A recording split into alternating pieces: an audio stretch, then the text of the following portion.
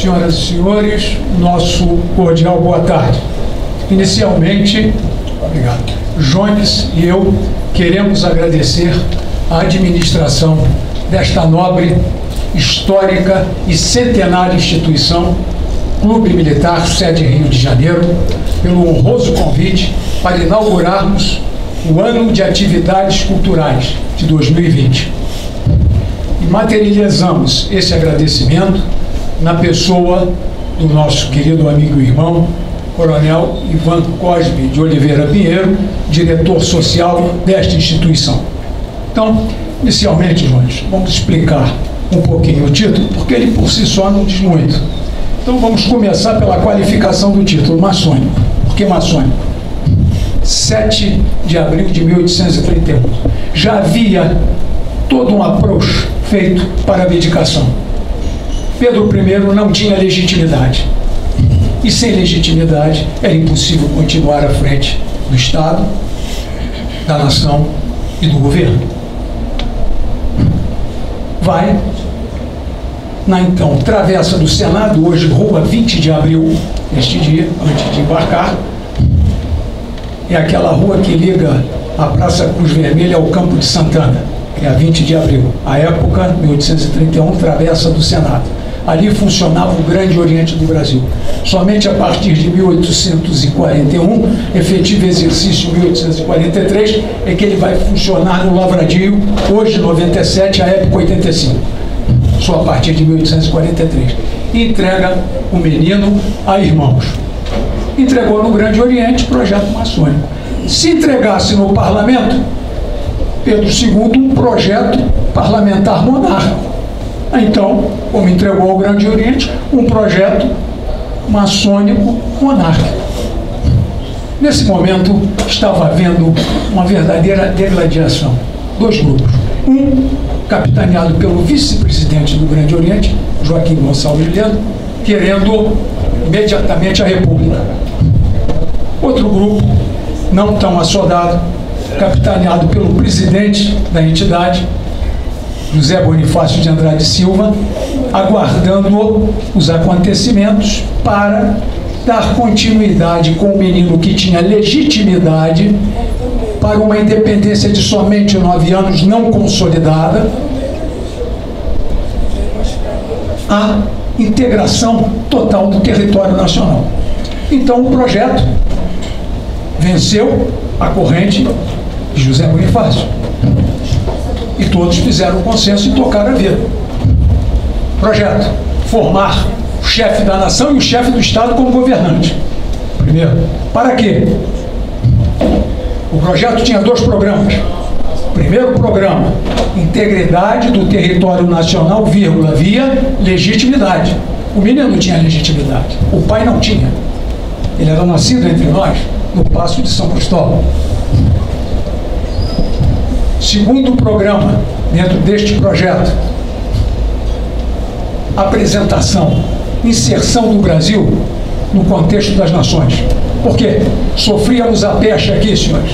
Mais à frente, quando falar da tentativa de arrumar uma esposa para o menino, a rejeição sofrida muito grande. Vou ler para os senhores. País longínquo e desconhecido. Essa era a peste.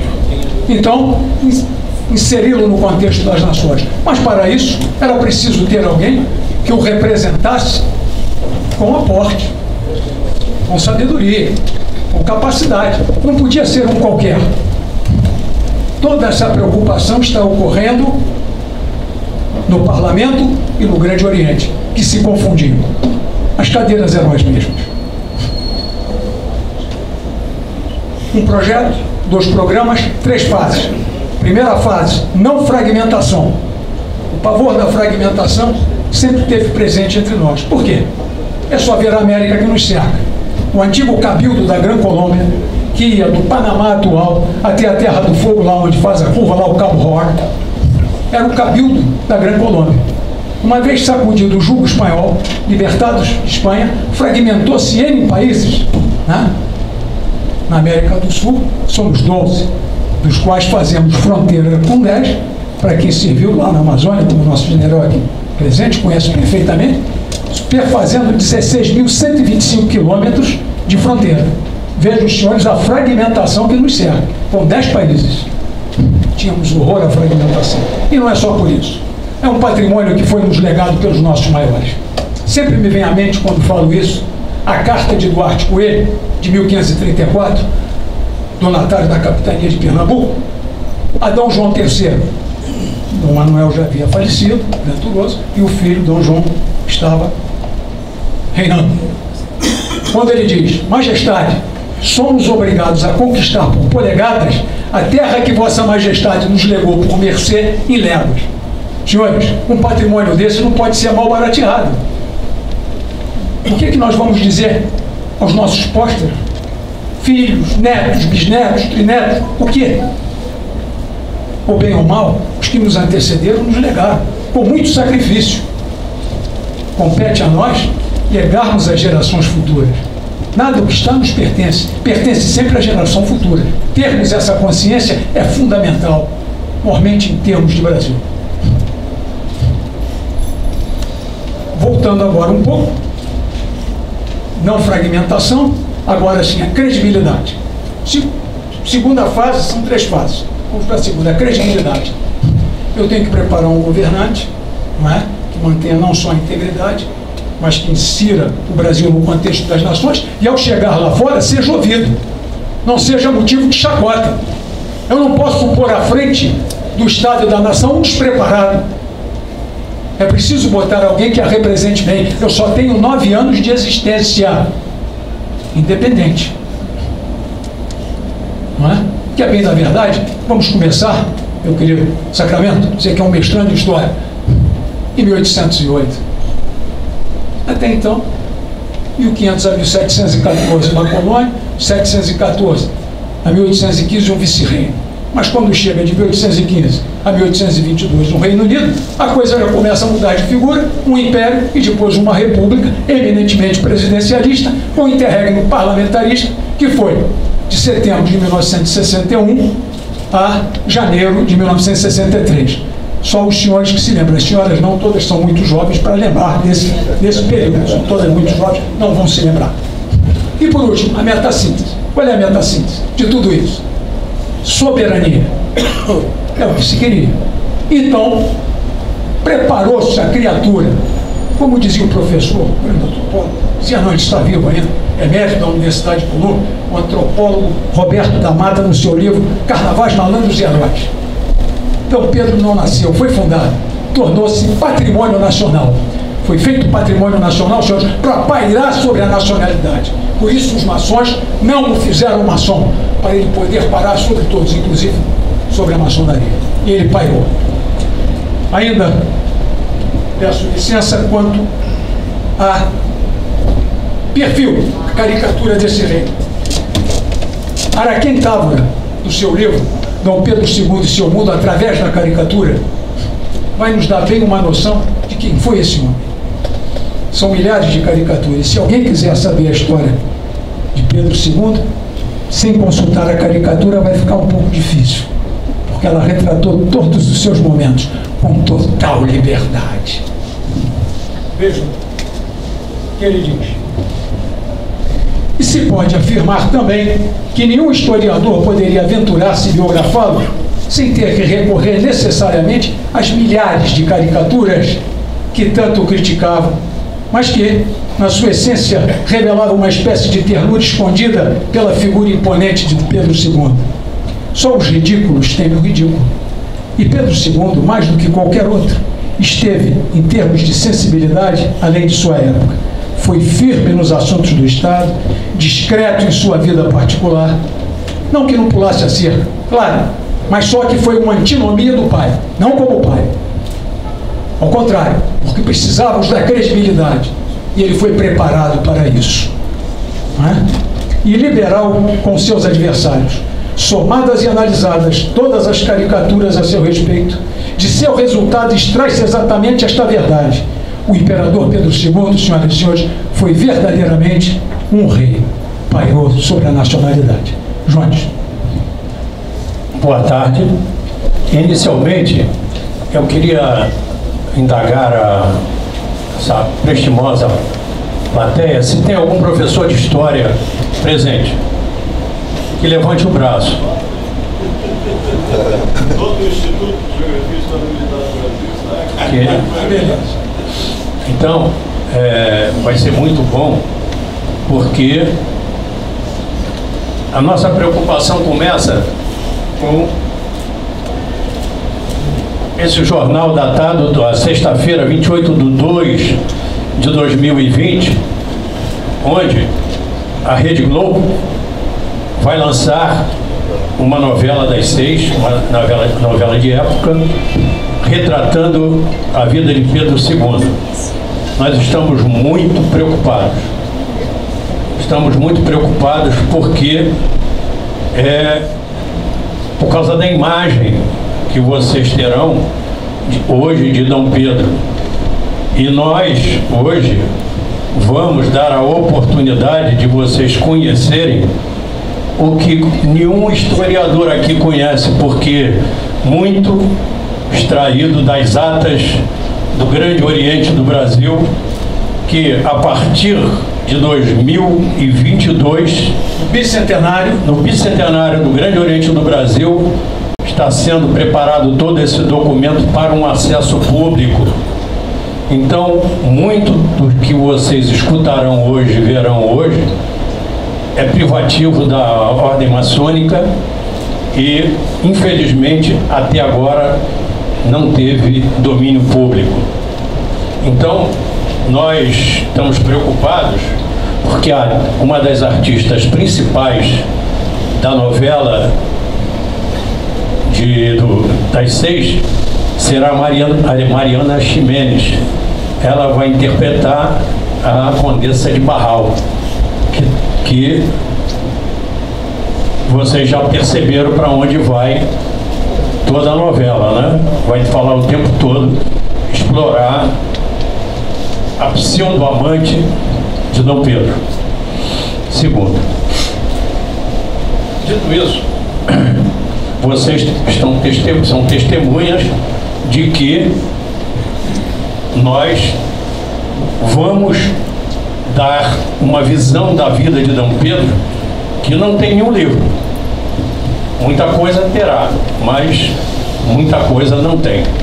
Inicialmente começaremos pelo fim. Toda palestra termina com a bibliografia.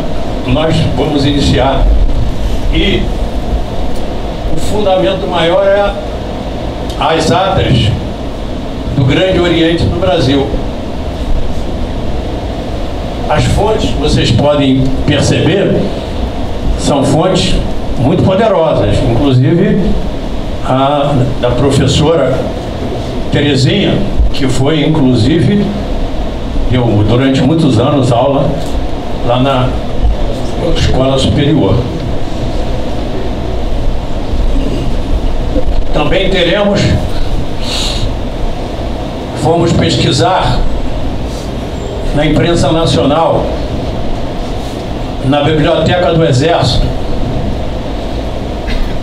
fomos também na Biblioteca da Marinha. Então, esse é um projeto que demorou 10 anos para nós consolidarmos e amadurecê-lo. Por isso, esse cuidado.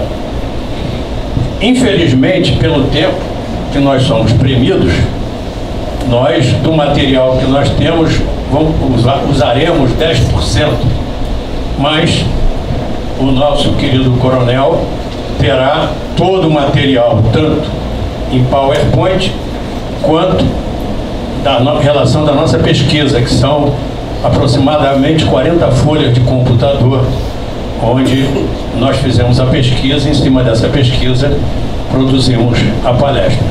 Foi isso que nós queríamos colocar para vocês. Dito isso, Pedro II, um projeto maçônico. Essa é a primeira pergunta. Pedro II é um projeto maçônico? É. Pedro II foi fundado pela maçonaria. Por quê? Porque o Estado se confundia com a maçonaria. vocês verão que o primeiro presidente da República e todo o seu staff, todos os ministros eram maçons. Então o Estado se confundia com o Grande Oriente do Brasil na época. Alguns livros de história não colocam a história verdadeira, alguns por problema com a nossa ordem. Tem alguns pruridos contra a maçonaria. Mas hoje nós vamos desmistificar todo esse processo aqui na nossa conversa. Sumário. Seguiremos o seguinte sumário.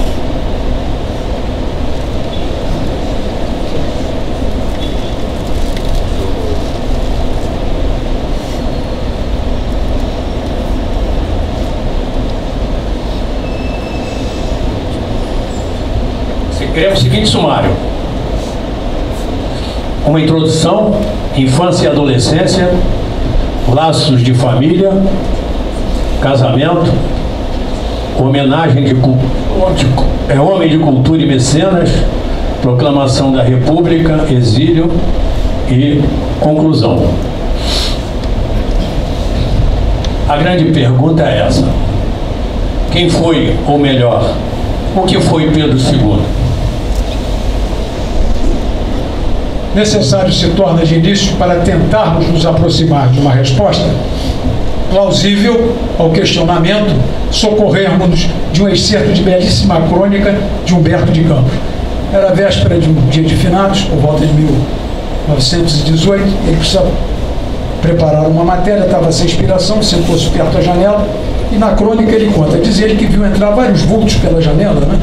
E um deles era um vulto alto, de barbas brancas, entrou e ficou quieto a um canto, e de repente dirigiu-se a ele e começou a falar.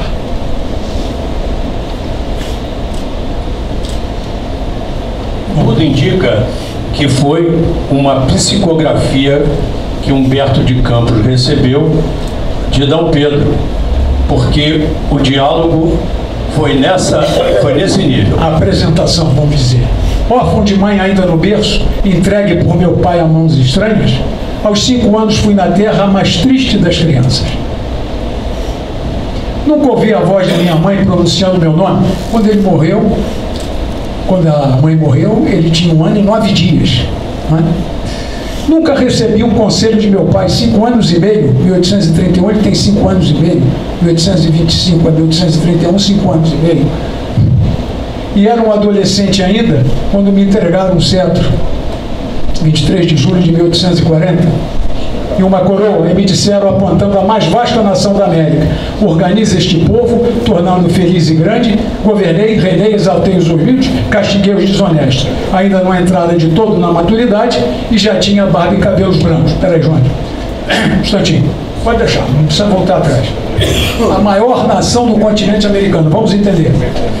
O Canadá, metade é gelo e a outra metade pertence à Commonwealth britânica, British Commonwealth, não é isso? Onde o chefe de Estado será sempre o primeiro-ministro canadense, e da nação quem representa é a senhora rainha da Inglaterra, Isabel II.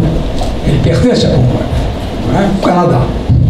Os Estados Unidos, até 1867, tinham apenas 7.911.000 quilômetros. Em terreno contínuo, nós somos maiores, em contínuo. 8.511.965 quilômetros quadrados. Por quê? Porque em 1867, o presidente Andrew Johnson compra do czar Alexandre II da Rússia o Alasca por 7.200.000 dólares. Aí ele dá o salto, ele vai para 9.500.000 quilômetros quadrados. Mas até 1867, obviamente, 1831, era a maior nação do continente americano. Vamos então. Cobri de glória a minha gente na paz e na guerra. Quando me quiseram erguer uma estátua, pedi que com o dinheiro a isso destinado se edificasse escolas. No dia em que se pretendeu abandonar os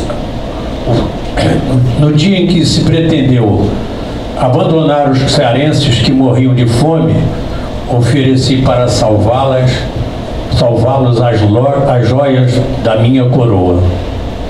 Pratiquei cordura, fui exemplo universal de mansidão. Exilado, continuei a amar o Brasil. Morri em terra alheia e dormi aí, num templo alheio. Os brasileiros foram, porém, lá, trouxeram-me para que eu repousasse e para sempre na terra da pátria. Como os senhores podem observar, isso é uma síntese da vida de Dom Pedro. E Humberto de Campos percebeu e fez uma belíssima crônica com esse processo, falando de toda a história de Dom Pedro. Para iniciar a educação do príncipe e presidir sua instrução, porque nesse momento nós vamos fazer uma homenagem aos mestres. É isso. Não é só a figura do nosso imperador, é quem o preparou. Porque ele tinha 5 anos e meio. Ele não escolheu, ele foi escolhido para ser preparado. Não é? Tanto que o perfil melhor, que soma, não falei antes, mas vou dizer agora o perfil, os senhores bem entenderem, é do saudosíssimo, magnífico reitor da então Universidade do Brasil, querido mestre e amigo que tive, professor Pedro Calmon, no seu livro Dom Pedro II, Rei Filósofo. Diz ele, homem singular, rei filósofo, Dom Pedro II havia de muito ultrapassado as camadas elegantes da sociedade, penetrando a pouco e pouco nas classes populares, estudantis e científicas. Agora o porquê? Porque se em Atena, se em Esparta foi aurir a singeleza e austeridade de costumes, em Atenas foi buscar, sem afetação e vanglória, o amor, a liberdade, e ele teve plenamente, as artes e as ciências. Então, uma homenagem àqueles homens que o levaram até Esparta e o conduziram até Atenas. Vejamos esses homens. É uma homenagem também aos professores. Qual era a missão? Incutir-lhe conhecimentos, noções de poder, ideia de mando, mitos, alegorias, formas. Não sei se estou te atrapalhando aqui. Analisar alegorias, formas de analisar os seres, para ensinar-lhes os sistemas de interpretar o mundo. Então invoca a maçonaria para compreender a ciência de tudo que constituía lá fora a terra dos outros. A pergunta é, quais foram os homens escolhidos pela nação? Quem foram? Foi escolhido a dedos. Vocês agora saberão quem foram os responsáveis pela formação ou fundação de Dom Pedro II. Basicamente, os maçons do passado. Todos os professores de Dom Pedro, com exceção do Frei Pedro de Santa Mariana, o único não maçom. Todos os outros, todos foram maçons. E são eles. Em primeiro lugar, Frei Pedro de Santa Mariana. Vamos ver a história dele. Pode projetar? Olhei e vou contar. Tirado de um convento de Olinda, seminário mariano, era um homem extremamente rigoroso. Presidia a orientação espiritual do príncipe e era também seu professor de latim e de matemática. Verdadeiro mentor espiritual, vejo os senhores, praticamente nunca deixou o passo. Vamos entender. O menino é entregue, está presente, Diogo Feijó, que era ministro da Justiça em 1831. Bate no ombro de Zé Bonifácio, meu irmão, você sozinho não dá conta do recado. Vou trazer uma pessoa para lhe ajudar. Sai, vai ao Casfaru, Praça 15, pega o navio, Recife, Alto da Sé, Olinda. Por favor, mande chamar Frei Pedro de Santa Mariana. Ele vem. Frei Pedro olha, o senhor me conhece? Conheço. Por quê? Colega de bancos de seminário de 1812. Conhecia. Feijó, quando era necessário, se lembrava que era padre. Era muito interessante o nosso Feijó. Tem que ser revisitado, né? Muito bem. Preciso do senhor para uma missão. Aí contou assim. Falou, olha, Frei Pedro, na sua humildade, era o mínimo. O senhor sabe, eu sou oblato e oblato de clausura. Como oblato, devo meus votos ao abade deste mosteiro. E como clausura, devo meus votos ao Papa. Ele havia estudado em Roma. E o Oblato foi uma instituição que acabou na Igreja Católica Apostólica Romana logo no começo do século XVIII. No século XVII, XVI, XVII era muito frequente. Família com 5, 6 crianças, se não tinha condições, entregava um mosteiro, ia ser criado, ia se tornar um padre, um freio, um monge. Esse que era o Oblato. Veio então, ele falou, chame lá o seu abade. O abade veio. Quando o abade chegou, ele olhou e disse o seguinte: o senhor é padre, Frei Pedro é padre, eu sou padre e o Papa em Roma é padre. Mas só que eu sou padre e sou ministro da Justiça. Com a autoridade que tem, eu dispenso ele dos votos da clausura, dispenso dos votos do Oblato e vem comigo. Ou isso eu mando fuzilar os dois. Renovar ou morrer? Vamos renovar. Humildemente, Frei Pedro fez a sua maninha, direitinho arrumou, mas ele respeitou o colega. Feijó respeitou o colega.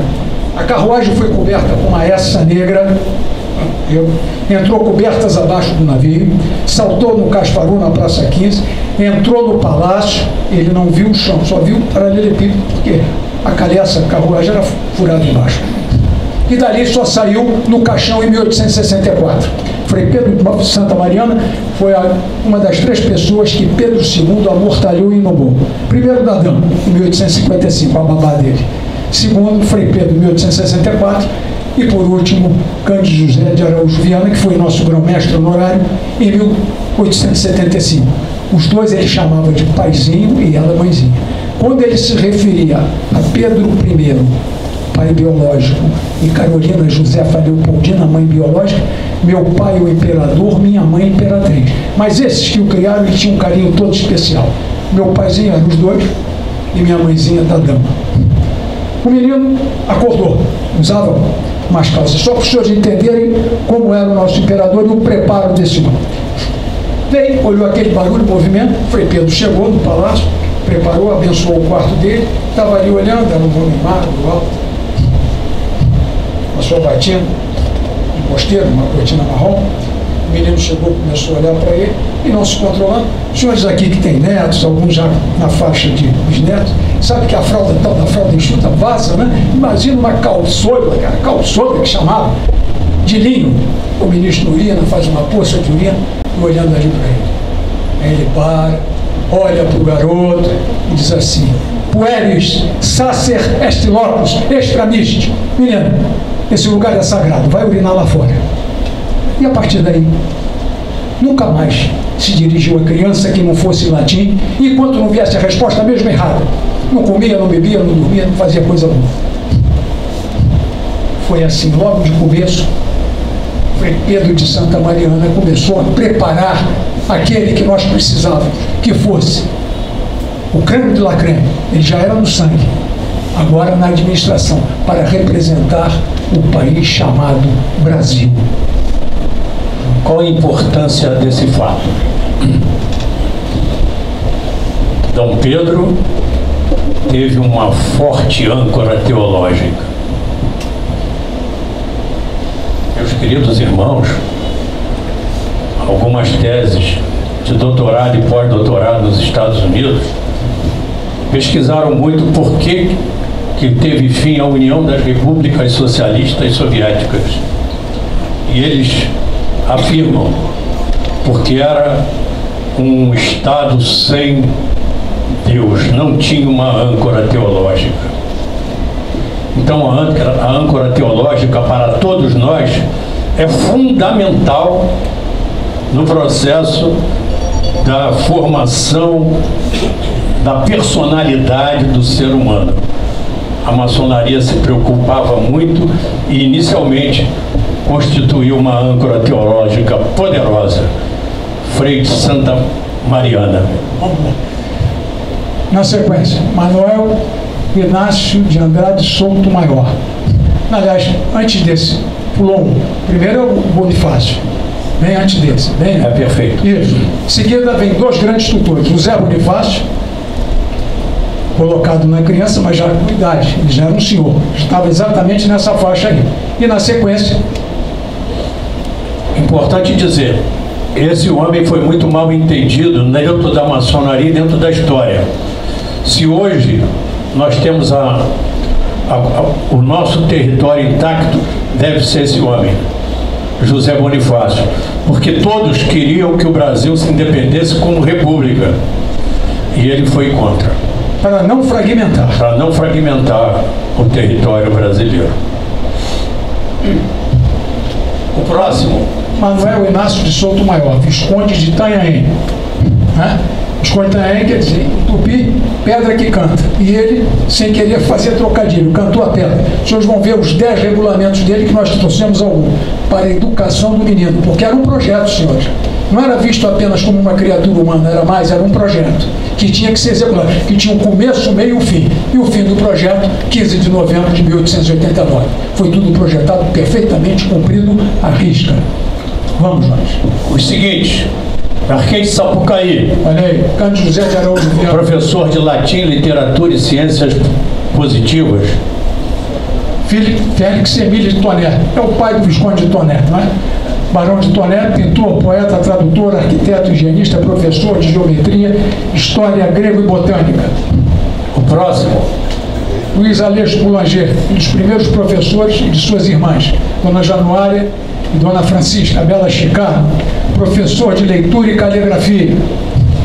Boulanger, calígrafo, desenhista, retratista, poeta, foi durante muitos anos escrivão da nobreza e da fidalguia brasileira. Padre Renato Pedro Boaré, Abbé Boaré, professor de leitura e de primeiras letras. Roxu, futuro barão de Capanema, professor de alemão, italiano e história universal. Nathaniel Lucas, de inglês. Simplício Rodrigues de Sá, desenho e pintura. Alexandre Vandelli, professor de ciências naturais. Fortunato Maziotti e Lourenço Lacomba, professores de música e dança. Ele era um pé de valsa, dançava muito bem. 1,92 m de altura, fazia uma figura bonita, uma estampa bonita. E finalmente, Luiz Alves de Licínio Silva, futuro Duque de Caxias, patrono do Exército Brasileiro, juntamente com Roberto João Davi, professores se alternavam de esgrima e equitação. Esses os professores, os homens a quem deve Pedro II todo o seu ser, moldado a partir dos 5 anos e meio. Vamos então. Infância e adolescência. O criado do imperador era o senhor Richard, era um alemão, e a dona Mariana Carlota de Berna Magalhães Coutinho, famosa da dama, que o criou praticamente a vida toda, né? A mãe, e no final ganhou o título de Condessa de Belmonte. Né? Vamos passar agora a falar. Agora os senhores veem o projeto. Antes disso, nessa época, os cadernos de estudo pelo Visconde de Cairu no parlamento, para ver se estavam cumprindo o que se fazia. Está lá. Era um projeto, senhores. Não era uma criança sendo alfabetizada, não. Era um projeto chamado Brasil, que por um acaso tinha o nome de Pedro de Alcântara, que subiu o trono como Pedro II. Mas era o Brasil que estava ali. Vejam. Aqui, então. O Visconde de Cairu, inclusive, tenho certeza que tem vários maçons aqui, tem várias lojas no Brasil, inclusive aqui no Rio de Janeiro, tem 2 lojas que homenageiam o Visconde de Cairu, uma no Meia e outra lá em Nilópolis. Ele, vamos lá. A esses mestres e professores foram impostos, agora sim, pelo Visconde de Itanhaém, 12 artigos, os quais todos deveriam seguir na formação, educação e instrução do menino. Por isso, a verificação. Vamos lá. Não trouxemos os claro 12. Que não, porque senão daria. Agora fizemos um. Trouxemos alguns. Isso. E no final eu vou ler o mais importante que nós não botamos aqui, que é o 12º. Vamos lá. Artigo 1º. Conheça a ti mesmo, venha em último resultado a compreender bem o que é a dignidade da espécie humana, ante o qual o monarca é sempre homem, sem diferença natural de qualquer outro indivíduo humano, pois que sua categoria civil é leve acima de todas as condições. Ele é rei, mas ele não pode esquecer a condição de ser humano. E como tal tem que reconhecer no outro o ser humano. E ele o fez de forma brilhante. Tanto Frei Pedro de Santa Mariana como Feijó sabiam muito bem, por ele ser um Áustria e um Bourbon, corria no sangue dele o sangue do seu ex-avô. Ele era ex-neto de Luís XIV. Carlota Joaquina era tetraneta, Pedro I pentaneto e ele ex-neto em linha reta de Luís XIV. Então, para não haver aqui um l'état c'est moi, que é atribuído a Luís XIV, certamente ele não falou isso, mas atribuem a ele e entrou para a história, é sempre assim. Vale a versão, não o fato. O criaram desta forma. É um indivíduo humano como outro qualquer. Artigo 2º. Em sedimentos mestres apresentando ao Sr. Augusto este planeta, tinha que ser um cientista, destacarão a necessidade absoluta de ser o quê? Um monarca bom, sábio e justo, fazendo-se amigo fiel dos representantes da nação, isto é, estar par e passo com o parlamento. Olha lá. Vivíamos um parlamentarismo. E o companheiro de todas as influências e homens de bem do país. Artigo 3º. Farão igualmente os mestres ver o imperador, que a tiaria, a violência da espada, o derramamento de sangue nunca fizeram bem a pessoa alguma. Vamos para o artigo 9. Ensinarão os mestres ao imperador que todos os deveres do monarca se reduzem sempre a animar a indústria, a agricultura, o comércio e as artes. E que tudo isso só se pode conseguir estudando o imperador de dia e noite as ciências todas, das quais o primeiro e principal objeto é sempre o corpo e a alma do homem. Artigo 10º. Eu quero que o meu Augusto Pupilo seja um sábio consumado e profundamente versado em todas as ciências e artes, e até mesmo nos ofícios mecânicos. Ele também foi um grande mecânico, mas a mais importante delas todas, que fecham, é a 12ª. Passarei a ler. Finalmente, não deixarão os mestres do imperador de lhe repetir todos os dias que o monarca, toda vez que não cuida seriamente dos deveres do trono, vem sempre a ser vítima dos erros, caprichos e iniquidade de seus ministros, cujos erros, caprichos e iniquidades são sempre a origem das revoluções e guerras civis, e então paga o justo pelos pecadores. E o monarca é que padece, enquanto que os ministros sempre ficam rindo-se e cheios de dinheiro e de toda sorte de comunidade. Por isso, cumpre absolutamente ao monarca ler com atenção todos os jornais e periódicos da corte e das províncias, e, além disso, receber com atenção todas as queixas e representações que qualquer pessoa lhe fizer contra os ministros de Estado, pois só tendo conhecimento da vida pública e privada de cada um de seus ministros e agentes é que cuidará da nação. Então, os senhores percebem a preocupação de não acontecer o que recentemente aconteceu com a nossa nação.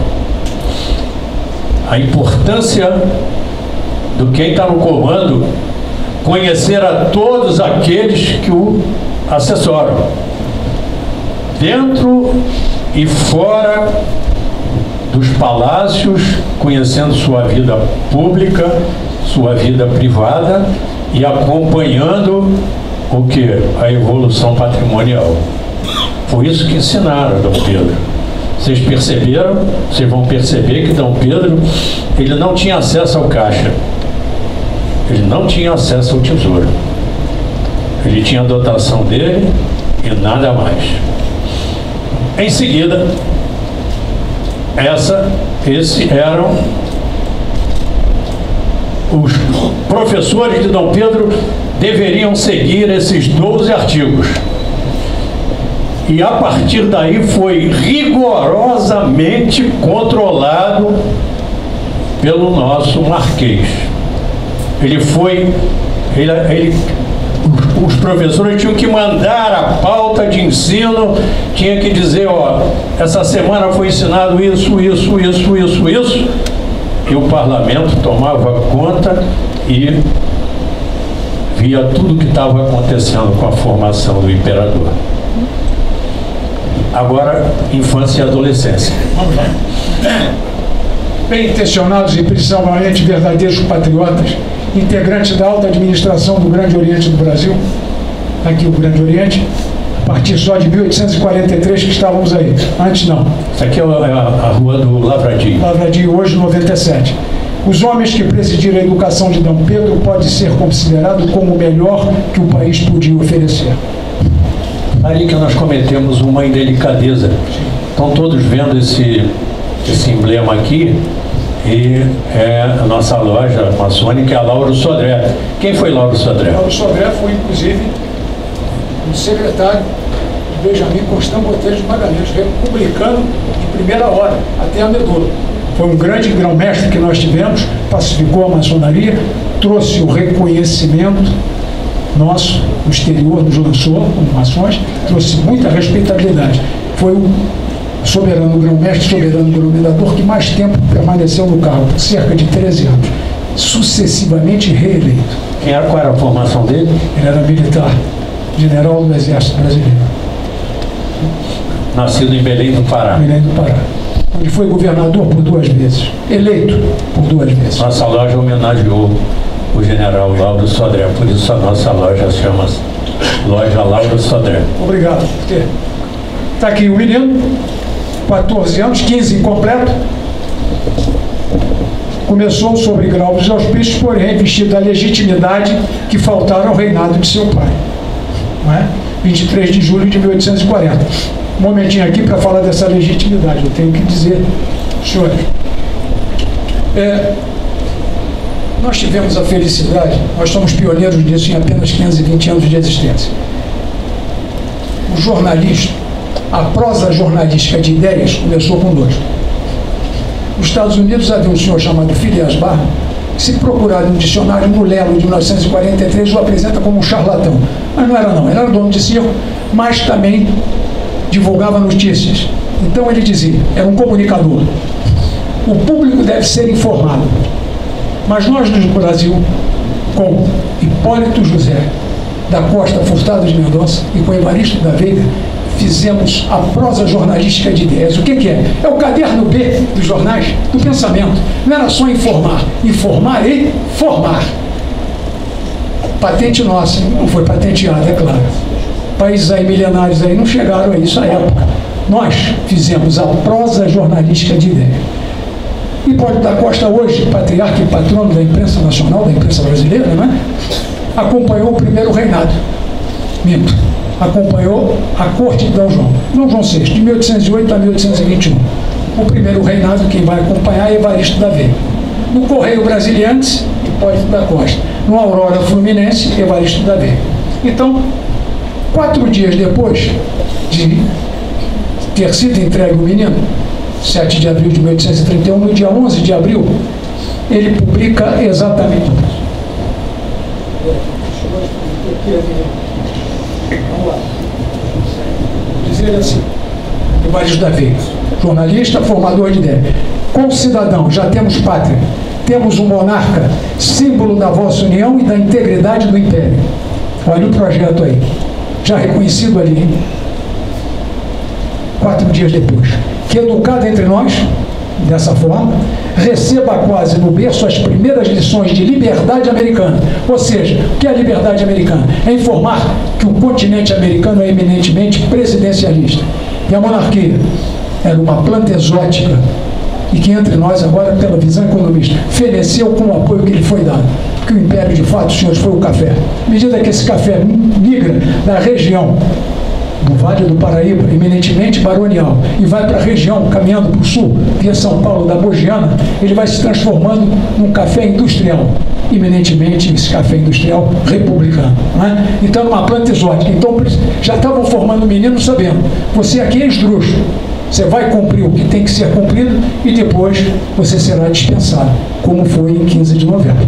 Então, aqui, o jornalista mostrando que ele era o único que reunia todas as qualidades para a representatividade legítima da nação. Por isso, a opção e o preparo. Vamos. Laços de família. D. Pedro II, após ter sido desterrado e seus ancestrais, encontrou ao seu redor homens dispostos a forjar em solo americano uma monarquia com características próprias, ou seja, devendo-se, pois, a essa geração de homens que não eram herdeiros de aristocracia, o sistema de governo firmado em torno do herdeiro Bragantino. Nós, maçons, não tínhamos sangue azul, então éramos simples homens, não vínhamos de nenhuma hierarquia dinástica, e a partir daí tivemos essa missão desse projeto. Pertence a Dom Pedro as casas de... vamos ver agora as suas ligações. Suas ligações. Ele era o crème de la crème, como diz o francês. O sangue dele era o mais azul possível, vamos dizer. O que nos facilitava a vida, por isso a escolha. Os senhores vão entender. Vamos lá. Bragança e Bourbon. Por essa casa corria nas veias o sangue das dinastias de Borgonha, Avis, Carolígia, Capetinga, Valois, Angoulême, Orleans e Anjou. Tudo isso está correndo no sangue dele. Habsburgo-Lorena, pela mãe. Então ele se comunicava com as casas. Fixava laços. Áustria, Alemanha e Inglaterra. Só para os senhores terem uma noção. Pode deixar. Os senhores terem, façam uma cruz. Peguem de Berlim e vão até Londres. O braço. A madeira central da cruz, vertical da cruz. De Moscou a Lisboa. A projeção dessa cruz no continente europeu ocidental, ele tocava todas essas casas, embora algumas delas não se comunicassem diretamente. Entenderam? Então ele tinha condição de chegar lá fora e falar. Seria ouvido, porque ele tocava todas as casas. E pouca gente se dá conta disso. Ele era um Habsburgo, era um Bourbon, ele era um Áustria. Todos os Habsburgos são chamados Áustrias. Descendia em linha reta de Carolus Magnus, fundador do Santo Império Romano Germânico, do Sacro Império. Tinha a mesma altura, 1,92 m, tinha o mesmo defeito de voz no falar, registrado na história do Santo Império. Ele tinha uma voz meio acriançada, que era a diferença de Pedro II. Aquele homem com aquele corpo todo, mas quando falava, a voz dele foi motivo de muita chacota e caricatura. E era prognata, quer dizer, tinha um queixo retorto. Carlos Magno, Carlos V de Espanha, que ele vinha em linha reta, e Pedro II, todos Áustrias, todos Habsburgos, prognatas, e usando barba para esconder o prognatismo, quer dizer, o queixo retorto. Vamos então. Com a abdicação de Dom Pedro I, em 7 de abril de 1831, a comunidade da monarquia, a continuidade da monarquia ficava assegurada e o pequeno Dom Pedro II passou a ser aclamado nos jornais como consolidador da independência do Brasil. O jornal, o senhor já viu, é o Aurora Fluminense. Todos acreditavam que o monarca nascido em solo brasileiro iria se voltar para os interesses da pátria. O sangue de alta nobreza europeia corria nas veias daquele que um dia, em Paris, após narrar como distribuiu o seu tempo observando ao interlocutor que não tinha direitos, mas sim deveres para com o seu povo. Quem era o interlocutor? Vamos lá, Jorge. Foi chamado por Vitor Hugo de... Vai, Jorge. Neto do imperador Marco Aurélio. Vitor Hugo, Marco Aurélio. Jorge, explicação.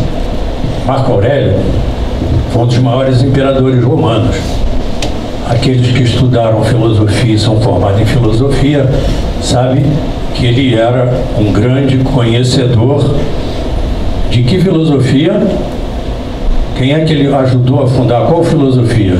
O estoicismo, que em sua essência dizia sofrer e suportar. Ele foi autor de alguns livros e era uma honra muito grande comparar Dom Pedro II ao maior imperador romano. Ainda mais por quem? Por Vitor Hugo. Era um colocasta, ele detestava tudo quanto era monarca e imperador. A Napoleão III, ele chamava Napoleão o Pequeno, Le Petit, que ele se exilou durante o reinado terceiro, vamos dizer assim, o terceiro império, não é francês, ele se exilou. Na verdade foi o segundo, mas para fins de...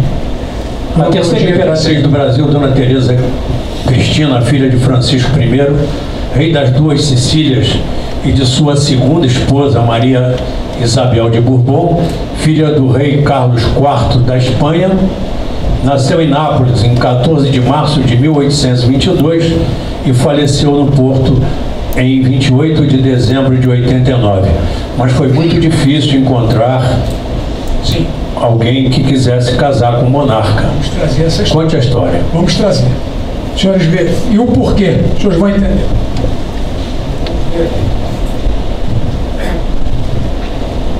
Aceitou. Beleza.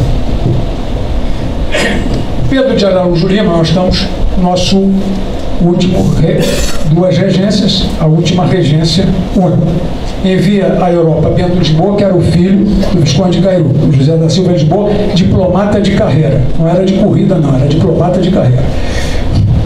Visconde de Cairu, para contratar um casamento real para Dom Pedro. Então ele raciocinou o seguinte: então eu vou me dirigir à casa da mãe dele, que é a casa de Áustria. Na Áustria, a família da princesa Maria, jovem de 18 anos, arquiduquesa de Saxe, não aceitou, agradeceu e declinou. Na Baviera, a família da princesa Alexandrina, jovem de 15 anos, filha do rei, não aceita. Estou falando território alemão, né? Até 1870 não havia uma Alemanha, havia fragmentações, condados, ducados, marquesados, principados e por aí vai. Na Espanha, a família da infanta Luísa, jovem de 17 anos, prima e pupila da rainha, não aceita. Todas as famílias alegavam que Dom Pedro II, além de ser monarca de um país longínquo, desconhecido, olha a pecha aí, é um país longínquo, desconhecido, alegavam isso, era sobretudo pobre. Vamos entender, era pobre sim. Pedro I, quando morreu, senhores, deixou uma fortuna relativa. Não do cofre do tesouro português, não, dele. Ele tinha bens de raiz. Mas Feijó, junto com Pedro de Santa Mariana, recusaram a legítima para ele, para Januário e para Chicar, dizendo que o menino imperial não precisava de esmolas, não era esmola, era a legítima dele. E os espiões de Altos, o von Koselitz, um deles, mais à frente vai aparecer, que veio com a missão austríaca, com Dona Carolina José, comunicava tudo à Áustria e à Alemanha, por hora. Então sabiam que ele não tinha um tostão, ele era pobre. A verdade é essa, não tinha o bem de raiz, não é? Como Dom Pedro I adquiriu isso? Dom Pedro I, lembre-se, era um homem singular, 35 anos, 11 meses e 12 dias de vida. Fez o filho imperador do maior país do continente americano e a filha rainha do menor país. Não estou falando em enclaves, tá? Não vamos contar aí no Ocidente com Andorras e Monte Carlos, né? E muito menos aquele enclave inglês dentro da Espanha que é Gibraltar. Não vamos falar isso.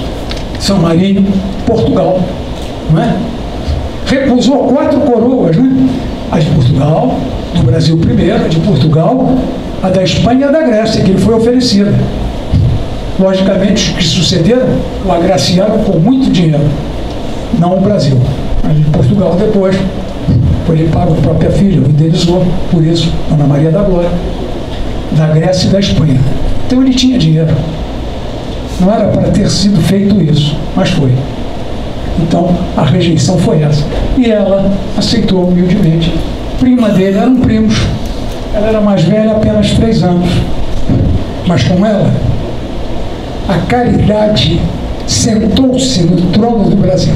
Grande mulher. Uma mulher que fez o segundo reinado, senhores, valer a pena.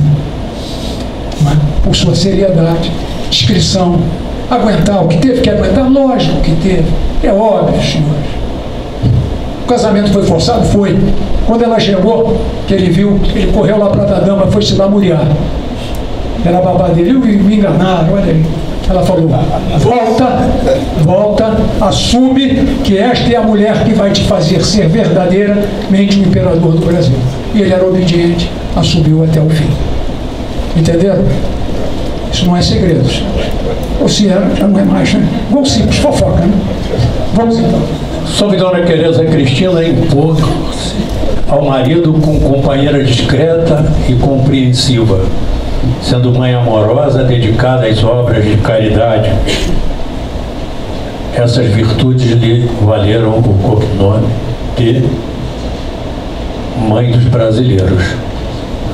Por volta de meio-dia, 1h, no Paço de São Cristóvão, fazia-se filas de pessoas de baixíssima renda que precisavam e esmolavam, e lá nossa imperatriz dividia o pouco que D. Pedro recebia, mais da metade do seu soldo, lá do seu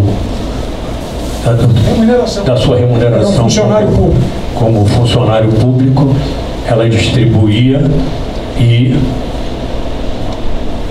a partir daí essa senhora misericordiosa ganhou o cognome de Mãe dos Brasileiros.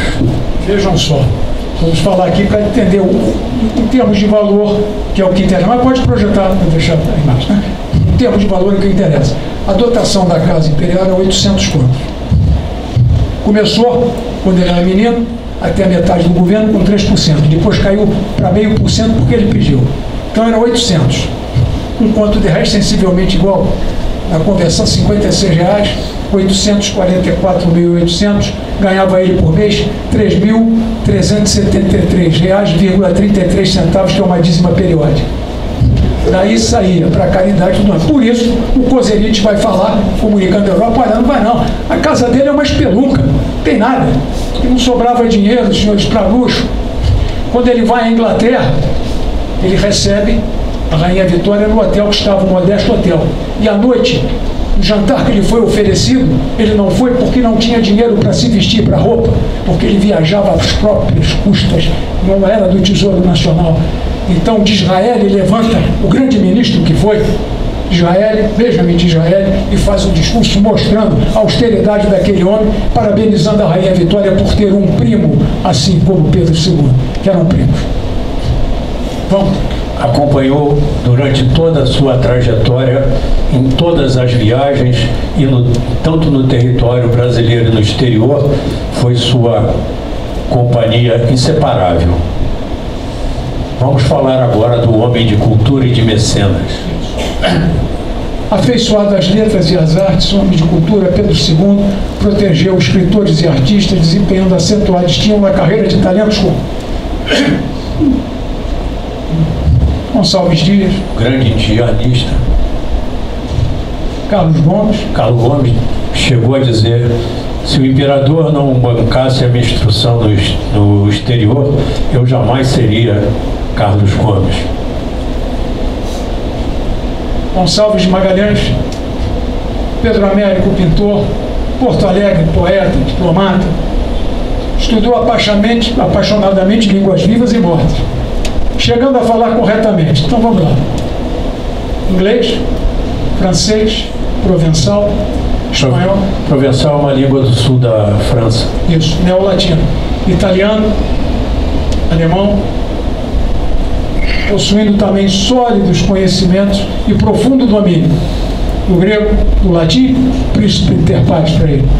Aqui do hebraico eu vou contar uma historinha para vocês, porque eu sou um profundo apaixonado pela cultura hebraica, descendente, e aqueles que quiserem saber a ligação de D. Pedro com o povo de Israel, vocês anotem aí o livro D. Pedro II e seus amigos judeus, de Sônia Salles, editora Kelps, e à disposição na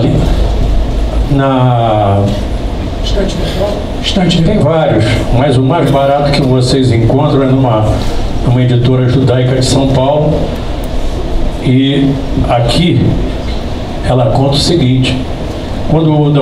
Pedro fez 3 grandes viagens para o exterior, ele era muito amigo dos judeus, e ele, quando chegava no país, procurava uma sinagoga e ficava lá na sinagoga, encolhidinho do lado dele, humildemente, Aí quando acabava o culto, descobriam que estava ali o imperador do Brasil. E iam falar com ele. Ele só falava em hebraico. O pessoal tomava um susto. Porque o diálogo dele ele falava fluentemente o hebraico. Fluentemente o hebraico. Então, essas e outras histórias, Dom Pedro II e seus amigos judeus, Sônia Salles, editora Kelps. Continuando, hebraico, vamos mais, mas tem mais. Russo, árabe, sânscrito e, por fim, o Tupi-Guarani. Durante a Guerra do Paraguai, ele fazia traduções. 14 línguas só, fluentemente. Conversava com os soldados paraguaios que pensavam que ele fosse até um dos oficiais de Solano Lopes e davam com a língua dos dentes, né? Ele conversava de igual para igual com os soldados paraguaios. Talvez não tenha feito nem com essa intenção, mas ele conversava de igual para igual. Vamos então. Bem dotado de inteligência sensível, dono de uma memória prodigiosa, aquele que no dizer de seus companheiros foi o... Senhores, talvez depois de Dom Pedro nunca mais tivemos esse privilégio. Dom Pedro II foi considerado o imperador mais sábio de sua época. Olha o que esse homem projetou, a imagem do Brasil no exterior. O mais sábio governante do mundo. Porque fazia parte do projeto. Para apresentar o país, para trazer credibilidade, tem que ser com uma criatura assim. Senão o capitão não vem. Qual é a credibilidade? É vir investimento para o país. Saber que não é longínquo, não é distante e tem uma criatura séria à frente dos destinos da nação. É isso aí. O projeto era esse, senhores, e não outro. Procurando estar sempre a par do que se passava no mundo, escreveu em seu diário. Vejam bem. Nasci para consagrar-me às letras e às ciências e, a ocupar posição política, preferiria a de presidência da República ou ministro, a de imperador. Ele já sabia que era mais dia menos dia, senhores. A República viria. Ele já sabia, já tinha plena noção disso. Foi preparado, inclusive, para isso. A República só não veio com a independência por causa do medo da fragmentação. O Bonifácio tinha da fragmentação de transformar o Brasil em várias repúblicas na América Latina. Dom Pedro II dedicava-se à egiptologia, astrologia, traduzindo Horácio, Tertuliano e Dante, aperfeiçoando-se para dignificar-se e poder governar com sabedoria. Sua sede de saber dar-lhe-ia o reconhecimento de Louis Pasteur, bacteriologista, a admiração de Victor Hugo, poeta, dramaturgo, romancista, os aplausos de Richard Wagner, grande músico, compositor alemão, austríaco. A intimidade em Gobineau, José Arthur Gobineau, escritor e diplomata. Grande diplomata e grande astrólogo, conhecimento profundo de astronomia. Gobineau, senhores, é bom esclarecer, Gobineau era um racista, isso não tenha dúvida. Mas Pedro II frequentava, sabia extrair o de melhor dele e não se metia nos pensamentos de Gobineau. Ele frequentava todos, assim como ele pôs para ensinar às filhas um positivista de primeira, republicano, que foi Benjamin Constant Botelho de Magalhães, que era professor de matemática da princesa Isabel e da irmã dela, Leopoldina. Não é? E ele apreciava e gostava muito. Era amigo dele. Ele fazia a distinção entre o homem político e o professor e mestre, muito amigo, que era professor das filhas dele. Por quê? Ele foi preparado no projeto, no dia de hoje, para pairar sobre a nacionalidade. Não é? Então você pode ter amizade com A, B ou C, mas saber a sua posição sem se contaminar, vamos dizer assim. Enveredar por esse ou aquele caminho. Vamos, Jorge. Queridos, agora vocês vão saber uma história maravilhosa. O Brasil foi o segundo país do mundo a ter telefone. E a história é essa. Continua. Em 1876, a exposição estava em Filadélfia, exposição mundial, o presidente Ulisses Graham tinha acabado de A secessão tinha passado, ele foi eleito, né? Muito bem. Então ele chega, está passeando e vê um cidadão, um aparelhozinho em cima de uma mesa, quietinho, se dirige a ele e pergunta: meu amigo, o que é isso? Ele falou: olha, isso é um... Claro, em inglês, né? Sim, um aparelho que acabo de inventar, que estou denominando telefone. Estavam aí os dois sócios, Gardner e Sanders.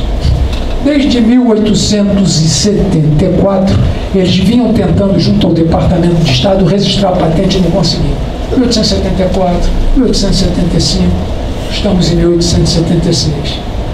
Ele falou: como funciona isso? Ele falou: é simples. O senhor está vendo aqui? Então, como lá no fundo tinha uma sala, uma mesinha aberta, civil. Ele falou: o senhor fique aqui com o aparelho, eu vou me dirigir até lá e vou ler um trecho para o senhor aqui. Puxou um livrinho e foi ler. O livrinho que ele puxou era de Shakespeare, Hamlet, uma coisa que deve ter começado ser ou não ser, por aí vai. Lá, ele escutou aqui e respondeu na sequência. O Grant estava junto e falou: pô. Aí viu e descobriu que estava do lado dele um diamante não bruto, mas lapidado. O Grant ficou impressionado de ver e responder o que o sujeito lia lá. Pedro II era apaixonado por Shakespeare e Hamlet porque ele se sentia tão desditoso como o desditoso príncipe da Dinamarca, né? Porque para ele o reinado foi um enfado, foi um peso. Por isso ele fez a opção, presidente da República ou ministro, mas nunca imperador, porque era encargo, só encargo. Ele sabia disso. Ele não podia ser pessoa privada, ele tinha que ser o tempo todo pessoa pública e, como tal, exposta. Se policiava o tempo todo. Deve ter sido um terror viver assim, né? Deve ter sido um terror. Ele vem de lá para cá, se apresenta ao Graham-Bell e diz: quando o senhor estiver industrializando o seu aparelho, o Brasil terá muita honra em recebê-lo. E, imediatamente, Graham pede ao seu secretário que resista isso. E ele consegue a patente em 1876. Em 1880, o Brasil foi o segundo país no mundo ocidental a instalar uma linha telefônica, que foi no Paço da Boa Vista, em São Cristóvão. Né? Temos apenas 520 anos, senhores. O outro milenário aí, com mais de 1.500 anos de cultura e de história, não fez isso. Então nós temos alguns recordes, não é? A prosa jornalística de ideias é nossa, o instalar a linha e outras coisitas mais. Então não há motivo para nós nos desvalorizarmos. Temos que ter muito orgulho de sermos o brasileiro que somos.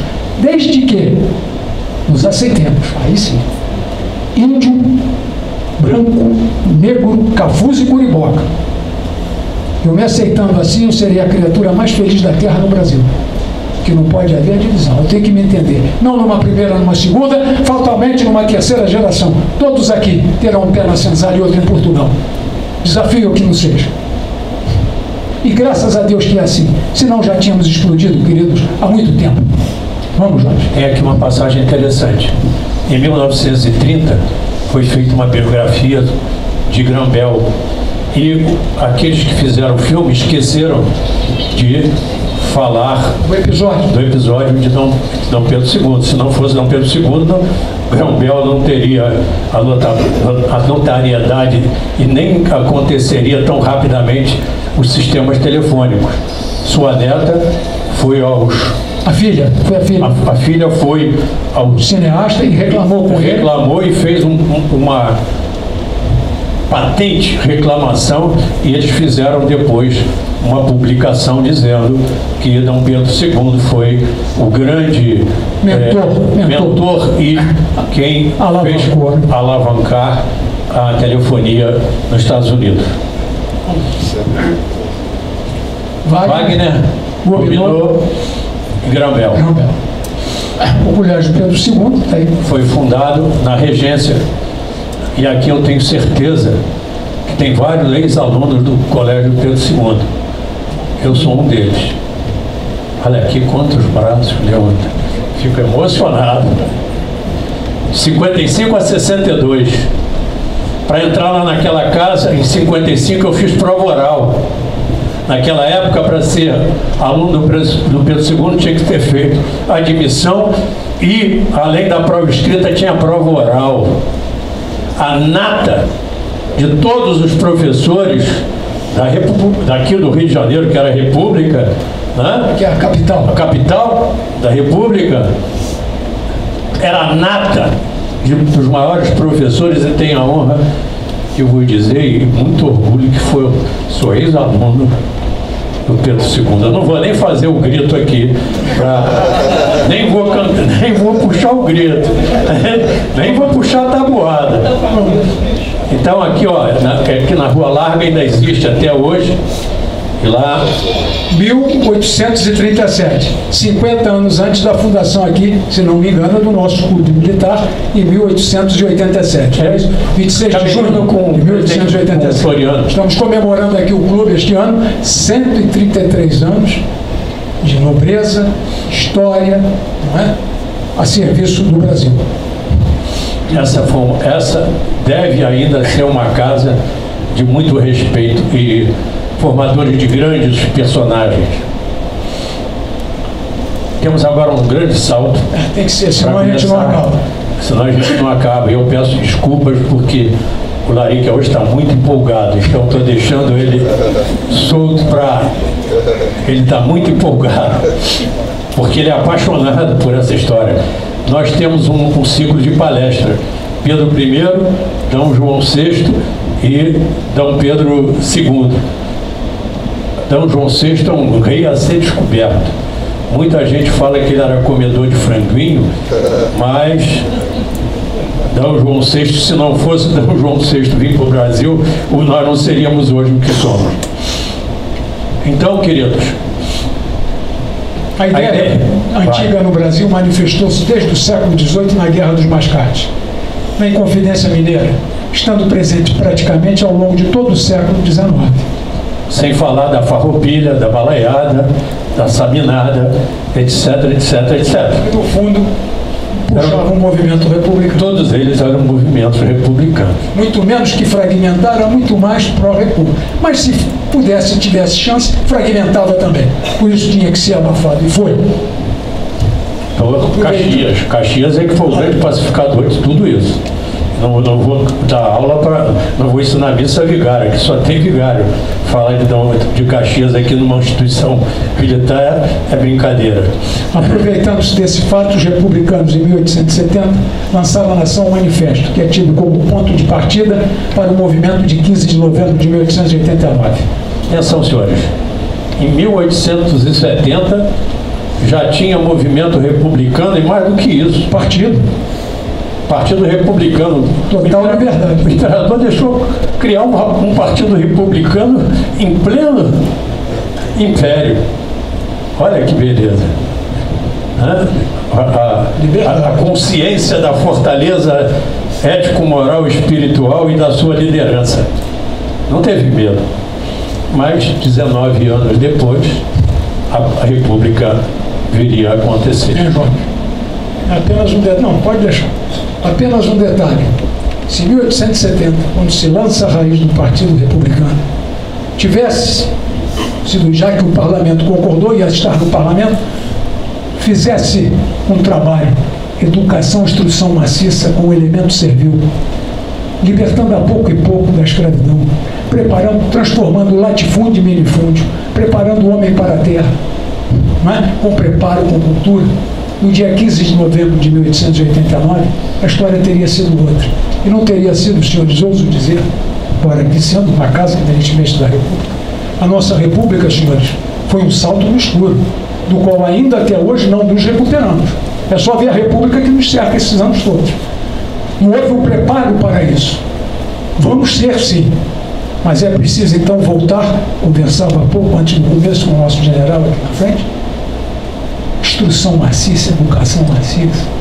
Escola pública primária tem que voltar a ser risonha e franca como era no meu tempo, há 65 anos atrás. É preciso voltar a isso para nós recuperarmos e a nossa República, então, realmente chegar aonde ela deve chegar, nos dando total respaldo da credibilidade e da plena soberania. Bom. Proclamado a República, né? Como é que qual foi o estupim desse processo, Larica? Questão religiosa, sempre. Religiosa. Tal âncora religiosa. Chamada Episcopo Maçônico. 2 bispos. Macedo Costa, em Belém, e o Vital, em Olinda. Eles vieram de Roma, estavam com Pio IX. eu tenho que, você diz que eu estou empolgado, mas senão como eles vão entender isso? Pio IX,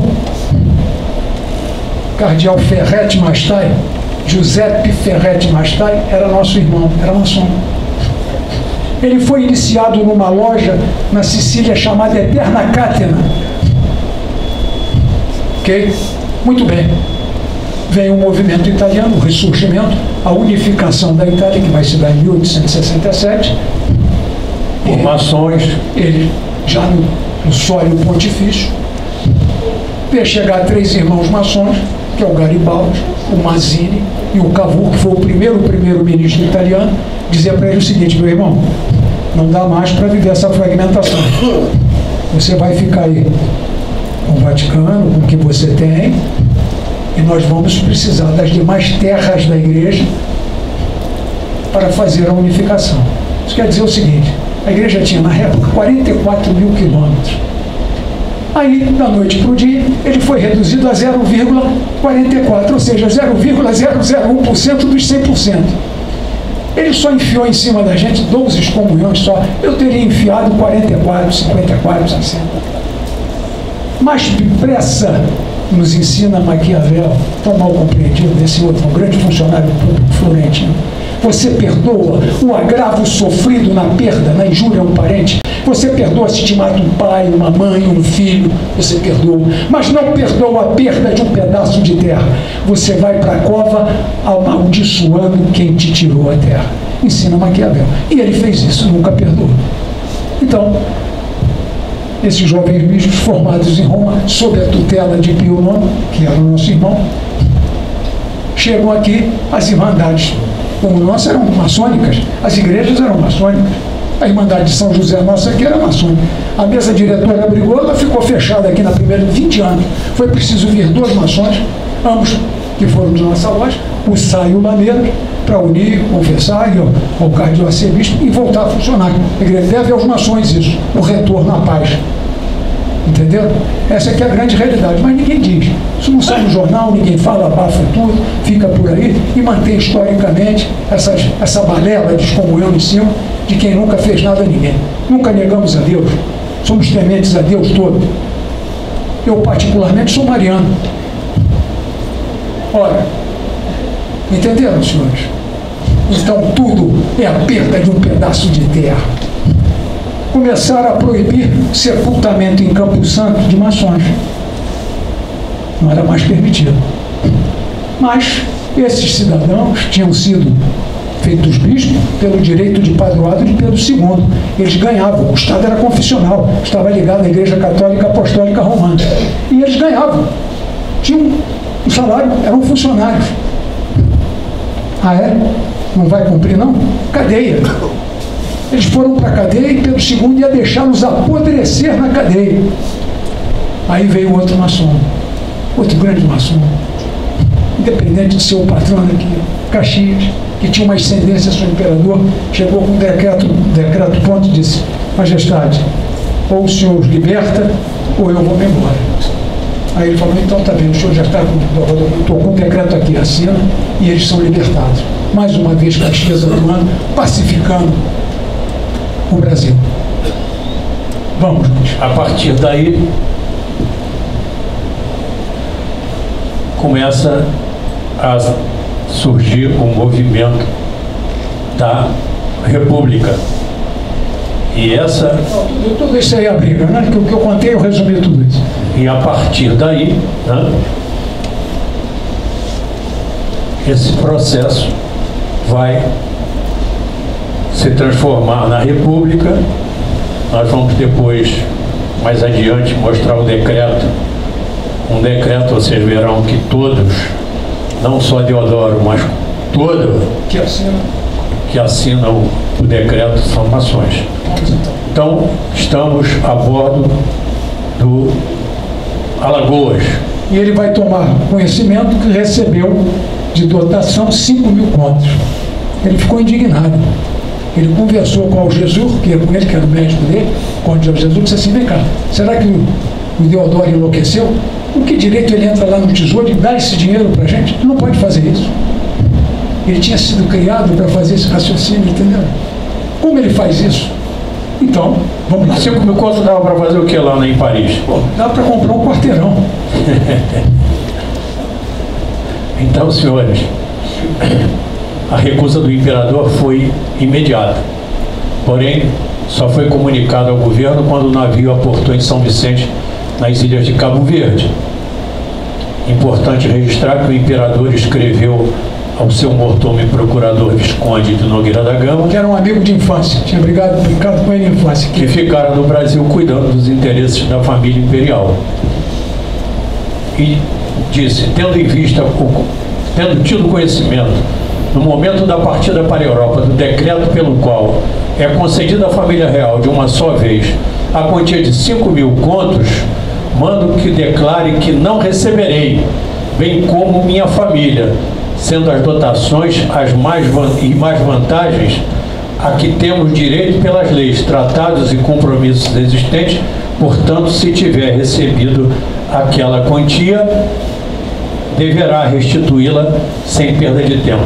Isso foi mortal para Dom Pedro II.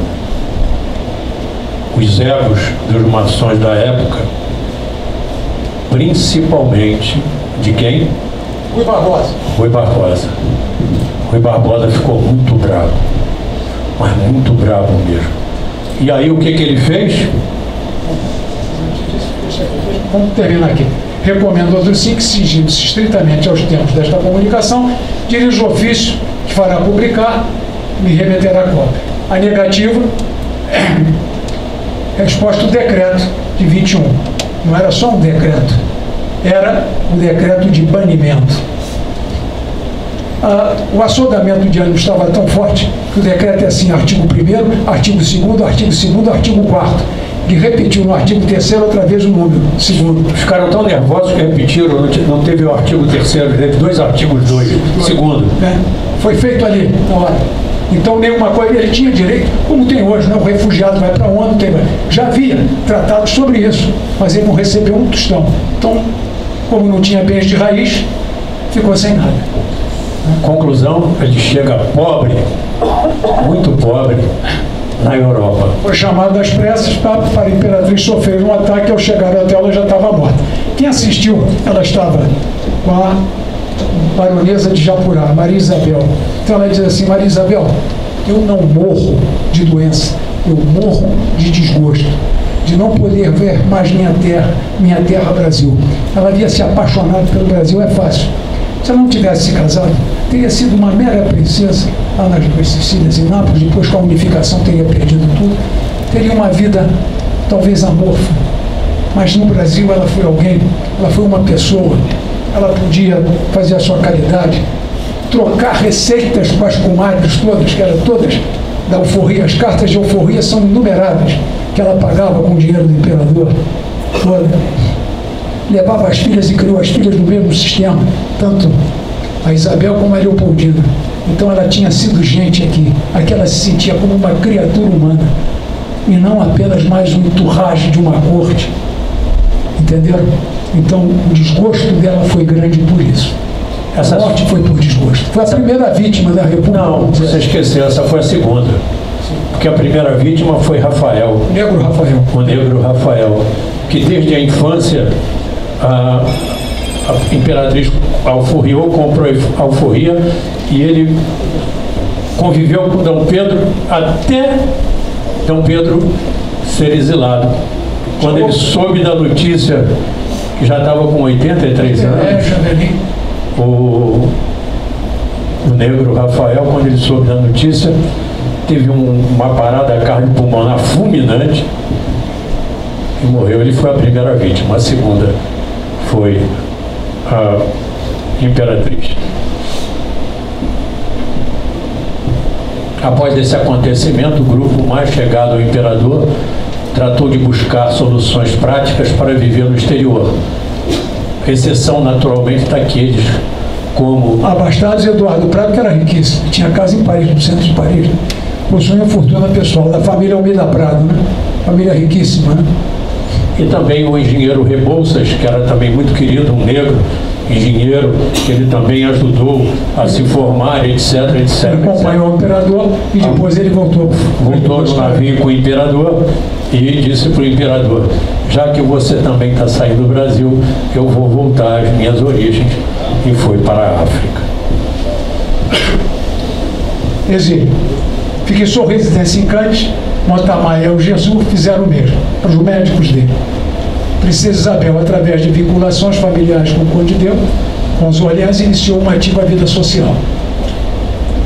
A casa foi um refúgio para o imperador, pois a princesa morava em Versalhes, e o hotel em que ela estava instalada era muito modesto para receber pessoas menos íntimas.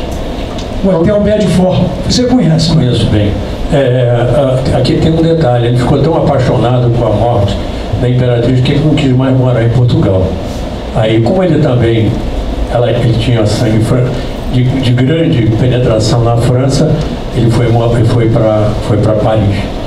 E a partir daí, né, nessa casa recebeu a visita, olha, do nosso Essa de Queiroz, que na época era cônsul de Portugal na França. E o que Essa de Queiroz fala com ele?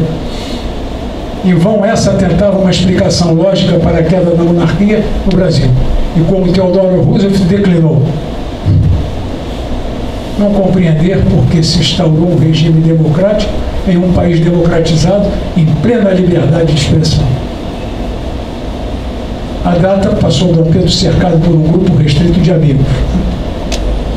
23, 4 de julho de 1890, 50 anos, né? Ele tinha preparado um álbum que o Instituto de Cannes editara com trechos de traduções que ele fizera. Pessoal, ele sobrevivia disso, de traduções. Entrava um dinheirinho por aí. Ele fizera a tradução para o francês, do árabe, hebreu, provençal, persa, grego, italiano, sobre o canto 15 do Inferno de Dante. Ele fez porque eles estavam fazendo um estudo e queriam fazer a comparação. Não é? O que em árabe, o Inferno de Dante estava sendo apresentado como. E ele foi e fez como se fizesse um quadro comparativo. Não é? E o Ouro Preto fez a seguinte comparação. Ah, lá, um contraste. Vejam bem, o ex-ditador da Venezuela, o Guzmán Blanco, e o do Uruguai, o Santos, que chegou lá e adquiriu por 1 milhão de francos um antigo hotel particular na rua La Perouse, saiu carregado, né? Saíram daqui e compraram um quarteirão, um hotel. E o homem num simples quarto do Belfort. Que era um hotel o quê? Dublado, né? Não tinha nenhuma estrela, né? Um hotel dublado. Um hotel sem estrela. Um hotel modesto, ainda existe até hoje, foi reformado. Vamos lá. Mas...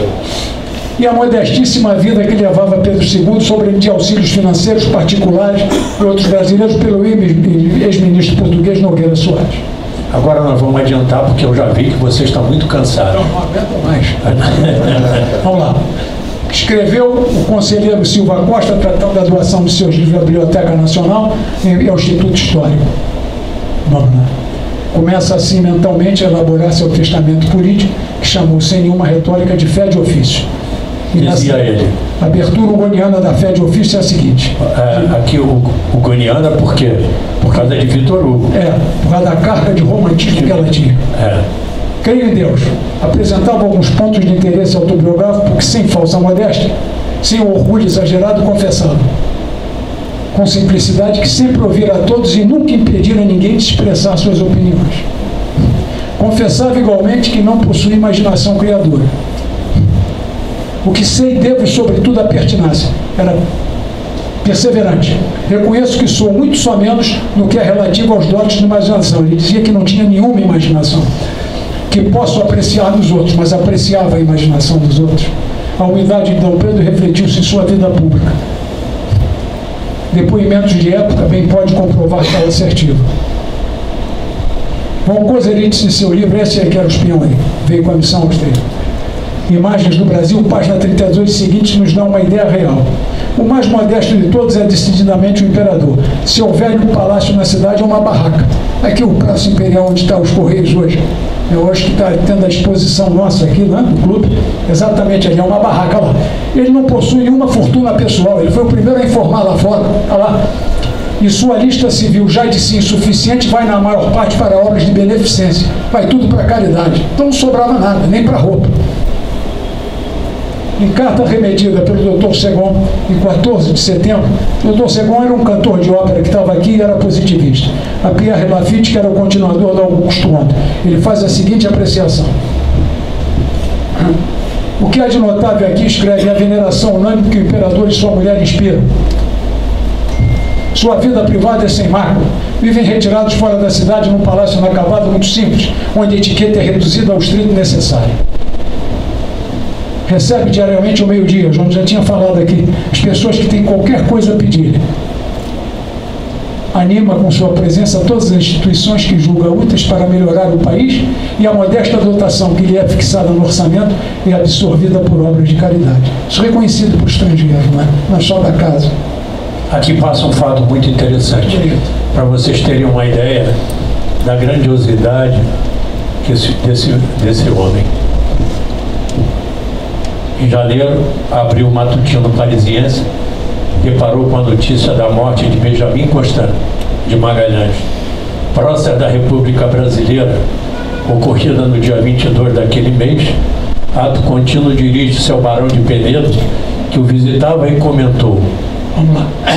Aqui está uma notícia que muito me entristece. Aí o Penedo, na mesma hora, estranhando aquele sentimento, perguntou ao imperador: como podia sentir compaixão por quem se mostrara tão ingrato? Imediatamente responde: aí que está. Foi aprender com o Sr. Pedro de Santana: virtudes no inimigo, defeitos no amigo. Isso é pairar, senhores, sobre a nacionalidade.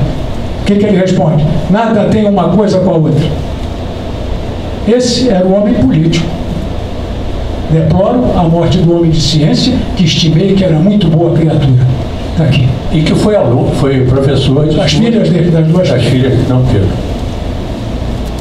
13 de maio, passou com a filha aniversário discretamente, sem pronunciamento, sem nada, comemorando, né, a abolição. Mas poucos sabem por que foi no dia 13 de maio. Por que ela escolheu o dia 13 de maio para assinar a abolição da escravatura? As maiores. Hein? Exatamente. Exatamente. Eu sempre procurava fazer. Parabéns. Nascimento de Dom João VI. A data de nascimento. A fundação também, a nossa Polícia Militar, já bicentenária, 13 de maio. Sempre. Sempre que podia homenagear o velho Dom João, era feita homenagem. Então, 13 de maio tem essa significação também. Seguindo, evitou pronunciamentos e comentários políticos aos brasileiros residentes em Paris.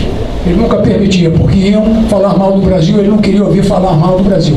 Não na frente dele, com a pessoa dele dando aval. Jamais. Nunca. Barão de Rio Branco foi visitado, e esse está no... E posteriormente, em carta, escreveu a Joaquim Nabuco. Quando vem a República, ambos consultam Dom Pedro II se deveriam permanecer na carreira diplomática. Eles sirvam ao Brasil, vocês continuem aí, que o Brasil precisa de vocês dois, e realmente precisavam, não é? Sirvam. Então, os dois eram muito amigos, eles conversaram. Ele disse o seguinte: ele chegou antes e ficou de fora, no Hotel Bedford. Ia haver uma recepção, algumas colunas de sustentação do hotel, e embaixo de cada coluna tinha uns ramos de flores, né? E ele, Dom Pedro, dirigiu seu concierge, quer dizer, uma espécie de porteiro, e pediu: o senhor me permite tirar um raminho de flor de cada? Permita. Tirou e fez um buquê. Por quê? Porque não tinha dinheiro para comprar um buquê decente para a filha. Formou o buquê, ficou em cima da mesa. Aí, Rio Branco observou de longe e veio. Então ele começa a narrar. Mas ele viu isso, ele fazia isso. A sala estava vazia. Vamos lá. Apenas o pai, a filha e eu. Depois, o grande homem levantou-se, tomou um buquê que estava sobre a mesa, que ele formou dessa forma, e entregou à filha. Isto é para você, minha filha, porque este dia é seu. Disse-lhe, abraçando-a e beijando. Agora diz Rio Branco para Nabuco: esta cena e aquela solidão impressionaram-me muito. Vamos então. As reuniões de 19 e 23 de novembro na academia foram as últimas em que seus amigos viram sentado entre Praster, Freycinet e Dobré, com os quais conversava animadamente, com aquele timbre de voz, aquele timbre de Carlos Maio. Carlos V tinha aquele timbre de criança, era a diferença dele, era a voz. E não esquecendo, Larica, que ele era membro da Da Academia Francesa, como geógrafo. Ele era membro. Com aquele time característico. Comparecer a esta última sessão, seu apoio ao professor, sempre um professor prestigiado. Isso aqui é importante, né? O prestígio aos professores, sempre. Como físico era candidato a uma vaga na academia, então ele foi para votar apenas nesse professor. Por isso que ele compareceu. Com a chegada do inverno, a primeira neve, já havia caído, as ruas, os jardins, espesso lençol branco. O imperador tomou uma carruagem aberta. Porque era mais barata. E mandou o cocheiro se dirigir para o Parque de Saint-Claude, onde o espetáculo das árvores, alamedas e lagos era de grande beleza. Passando em seguida pelos jardins de Luxemburgo, Bois Boulogne, pela Avenida Victor Hugo, já estava morto e dava nome à avenida. Retornando então ao Hotel Bedford. Durante os dias que sucederam, o imperador conversou com seus familiares e amigos em plena lucidez, parecendo haver tomado consciência da gravidade de seu estado de saúde. Foi chamado os 2 grandes médicos da França para atendê-lo. Ele estava fazendo uma pneumonia galopante nos 2 pulmões. E na madrugada de 5 de dezembro, o mundo deixou de existir para aquele Habsburgo e Bourbon. Morre aquele que durante toda a sua vida seguiu ipsiliter o conselho de seu antepassado tão austero quanto Bourbon. Quanto ele, Luís XIV, denominado Rei Sol, sobre o ofício do rei. O que dizia Luís XIV? Dizia, mas não fazia. Mas o seu ex-neto fez. O ofício de rei é grande, nobre e delicioso quando alguém se sente digno de desempenhar com acerto todas as coisas a que ele obriga. Ao longo de sua vida, a pouco e pouco, o imperador formou uma personalidade à sua própria maneira, resistindo ao que não correspondia às suas inclinações mais profundas. Soube se defender das ideias positivistas, embora tivesse escolhido Benjamin Constant Botelho de Magalhães para ensinar matemática à princesa Isabel e Leopoldina, frequentando na França a Littré e outros doutrinários contistas. Pairando sobre a nacionalidade, pairando sobre todas as correntes, criado para ser isso. Isso aqui está importante, está embutido aí. Vamos então, resistir ao fanatismo católico pelas 2 mulheres que ele mais amou, Princesa Isabel e a Condessa de Barral. É verdade.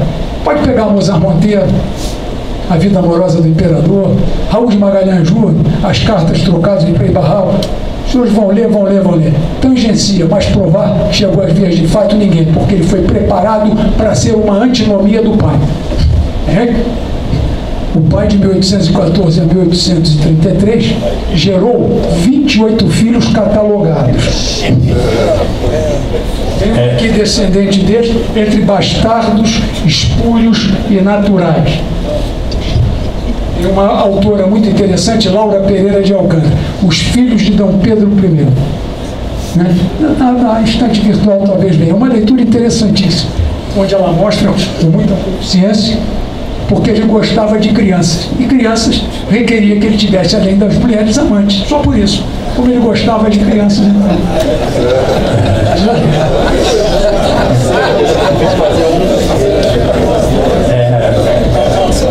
Por que é difícil provar a sua convivência amorosa com a Barral?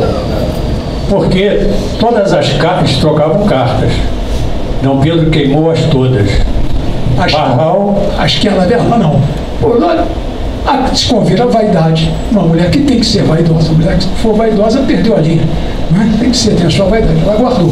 Em 1948, o filho de Dominique, quer dizer, o neto da Barral, Marquês de Barral de Montfort, veio ao Brasil, foi a Petrópolis e entregou ao Alberto Rangel, que era o curador do Museu Imperial, um pacote de cartas dela para ele.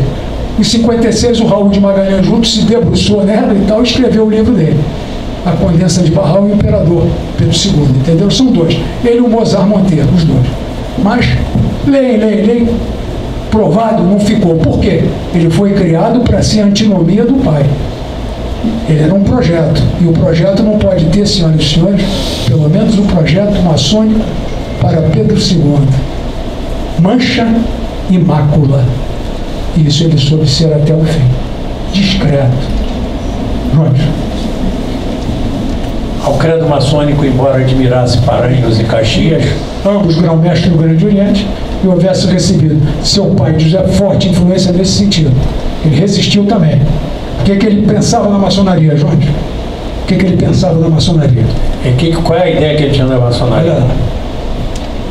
Como um organismo político, filantrópico, revolucionário nas ocasiões necessárias e conservador quando as circunstâncias se impunham. É isso. Foi ensinado a ele isso. Mas não foi feito maçom. Inclusive para poder pairar sobre também a instituição, é lógico. Nós não fizemos maçom. Ele pairou sobre todas as instituições. Por isso que ele foi tão grande. Por isso que ele foi imperador do Brasil 49 anos. 3 meses. E 22 dias. E 22 dias. Não é qualquer um que enfrenta o parlamento, enfrenta a sanha da República e permanece 49 anos no poder. Alguns detratores diziam o imperador o banana. Negativo, ele era um homem que transitava em todas as instituições. Vamos esperar agora o que a Globo vai dizer com essa novela, como é que vão pintar Dom Pedro, como é que vão pintar Dom Pedro II.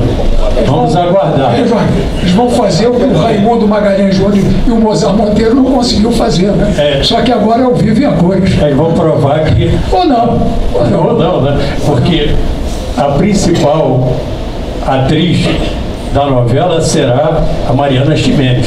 Não é à toa que Mariana Ximenes vai representar a Barral. Ela é uma atriz global, então não vai ficar com um papel secundário dentro da novela. Nesse sentido, então, conclusão. Fechando nossa apresentação. Princesa Isabel aceitou para as exéquias uma solução intermediária, para não ofender a legação brasileira em Paris, não é?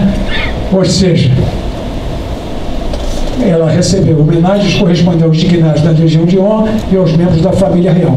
Quem vai bancar o sepultamento dele é o governo francês em gratidão. Gratidão a ele. O governo francês queria que ele fosse sepultado com honras de chefe de Estado. Mas aí a Isabel disse, não. Vamos de um monarca fora do trono no país. Então ele teve todas essas... E a despesa atingiu um montante de 74.298 francos. Eu conto o gasto. Entretanto, a maior homenagem, senhores, prestada, vejam bem, por uma república ao imperador, foi a da própria República do Brasil, com ele ainda vivo, quando somente, passados 4 dias, tiveram que emitir esse decreto. Decreto número 5. Está lá no Diário Oficial dos primeiros 15 fascículos, para quem quiser conferir. O governo provisório da República dos Estados Unidos do Brasil, considerando, pensionava de seu bolso a necessidade dos enfermos, viúvas e órfãos, para muitos dos quais esse subsídio se tornar o único meio de subsistência e educação, considerando que seria crueldade envolver na queda da monarquia o infortúnio de tantos desvalidos, considerando a inconveniência de amargurar com esses sofrimentos imerecidos, a Fundação da República resolve. Artigo 1º. Os necessitados, enfermos, viúvas e órfãos pensionados pelo imperador depois continuarão a perceber o mesmo subsídio enquanto durar a respeito de cada um, indigência, moléstia, viuvez, menoridade em que se achar. Para cumprimento, esta disposição se organizará segundo a escrituração da ex-mordomia da Casa Imperial. Uma lista discriminada quanto à situação de cada indivíduo e a cota que lhe couber. Revogo-se disposições em contrário, agora a assinatura. Quem assinou esses decretos? Sala das Sessões, Governo Provisório, 19 de novembro. Marechal Deodoro da Fonseca, maçom. Foi nosso grão-mestre. Aristides da Silveira Lobo, Maçom. maçom. Quintino Bocaiúva, Foi nosso grão-mestre. Rui Barbosa, Maçom. Manuel Ferraz de Campos Salles, Maçom de São Paulo. Benjamin Constant Botelho de Magalhães, Também. Eduardo Mandencock. o almirante Van den Kock, todos maçons. Portanto, Dom Pedro foi um projeto maçônico. Quando terminou o tempo, foi embora. Entendeu? Um projeto com começo, com meio e com fim. Mas vamos refletir uma coisa. Esses 49 anos em que ele foi o governante maior do Brasil, nós evitamos que a República viesse prematuramente e o nosso território esfacelado. E ter sido criado várias repúblicas dentro do Brasil, porque já tinha a Sabinada, a Balaiada, a Farroupilha, etc, etc, etc. Se vingasse, seria um país separado. Então, talvez a história não queira registrar, esse é o grande mérito da nossa ordem. Se hoje o Brasil tem 8.511.000 quilômetros... 965 por baixo, que na verdade são 8.514. Eu estou falando só em termos, em plataforma continental. Nós não teríamos esse território que temos. Mas vamos à parte mais emocionante da nossa palestra, porque realmente esse homem, agora que vocês vão... Eu quando faço essa palestra junto com ele, eu fico tão emocionado, ele também, às vezes a gente não consegue acabar. Vamos lá. Conclusão. Nunca chega à conclusão. Ao encerrarmos este pequeno esboço sobre a vida do grande brasileiro e homem público, que foi Pedro de Alcântara, ficamos com a observação de um republicano que, ao ler o decreto acima transcrito, assim se manifestou. Não precisa o túmulo de Pedro II, de epitácios pomposos em latim grandiloquente. Basta que se grave esse decreto do governo sobre a pedra mármore de Pedro, o pobre. E aí, morre, Pedro II morre, entra em sua câmara mortuária o Conde D. Conde D vai, remexe nos armários a todo o seu processo e vê lá escrito. Ele tinha pedido no exílio que viesse a terra do Brasil retirado dos jardins aqui de São Cristóvão. Ele guardou aquilo muito bem acondicionado, e quando o Conde abriu, estava lá escrito. O que estava escrito, Larique? Terra do meu país, solicito que ponha sobre minha cabeça no meu caixão.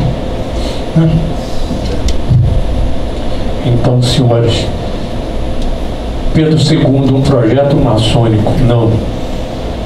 Pedro II, uma realização maçônica.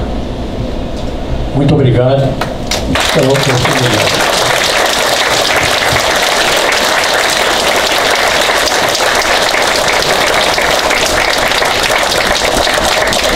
Os nossos comandantes aqui, se permitirem alguma pergunta, ou se o tempo estiver esgotado, paciência, o pessoal, e ele terá todo esse material à disposição. Olha, infelizmente, o Johnson. Então. Tem uma pergunta. Mestre. Não, americano. Boa tarde, obrigado. Pergunta aos mestres, uma venda do mestre Mora. O Pedro II tinha escravos? Não. A Casa Imperial poderia ter tido, mas depois que ele assumiu, que ele atingiu a maioridade, até a maioridade, claro que tinha, mas não era ainda, né?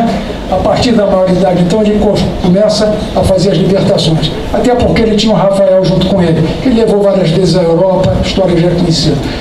e ele não compactuava com isso, porque a mãe dele, que ele não conheceu, também já não compactuava, ela já tinha começado a fazer a liberação, entendeu?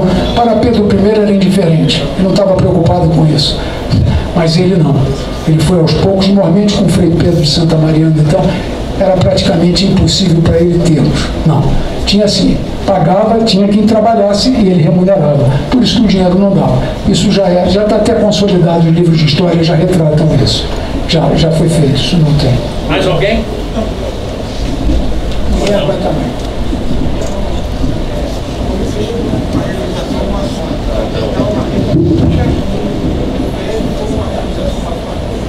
A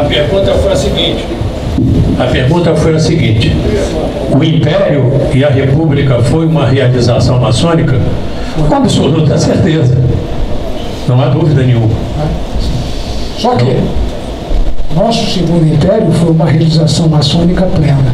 A nossa república ainda está para se tornar plena. A diferença é só essa. Continua o projeto. Não é? Por quê? Porque hoje mudou. Não é? Hoje é impossível. Você não consegue preparar mais ninguém dessa forma. Não é? É impossível. Foi um preparo.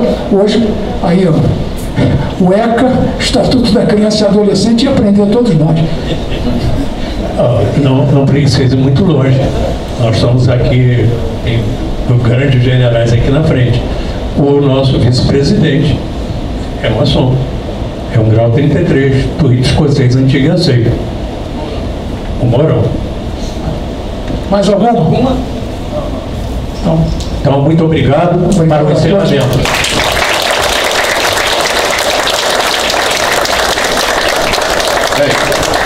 Para finalizar essa tarde magnífica que tivemos aqui, eu gostaria de convidar o nosso presidente, o general Eduardo José Barbosa, para agradecer aos nossos palestrantes. Eu fico até emocionado de ter essa honra de agradecer essa nossa palestra que iniciou o nosso ciclo de 2020. E eu me permito modestamente dizer que a gente podia incluir ali mais uma frase que talvez que fosse a criação de Dom Pedro II, Brasil acima de tudo. Porque nós vimos depois desses 40 anos em que ele foi 49 que ele foi exilado, e ainda não admitia que se falasse mal do Brasil. Então a gente pode dizer que ele criou essa frase, Brasil acima de tudo. E é triste nós vermos hoje ex-dignatários do Brasil, inclusive usando dinheiro público, viajando para falar mal do Brasil lá fora. Isso é uma coisa que nos dói muito. O general fez 3 viagens ao exterior, todas por as suas custas. Exatamente. Então, vejam o exemplo de brasileiro que agora nós tivemos esse orgulho de ver que foi uma criação maçônica, uma realização maçônica, e que nos traz a reflexão também, então, da importância da maçonaria para o desenvolvimento aqui das nossas instituições e quem sabe o seu slogan e êxito também de consolidar essa república e a gente ter realmente o Brasil que os brasileiros merecem. Eu agradeço então imensamente toda a nossa plateia em nome do Clube Militar por esses ensinamentos que os senhores nos passaram aqui, e passo às suas mãos então um diploma singelo, uma singela lembrança de agradecimento por essa estada aqui.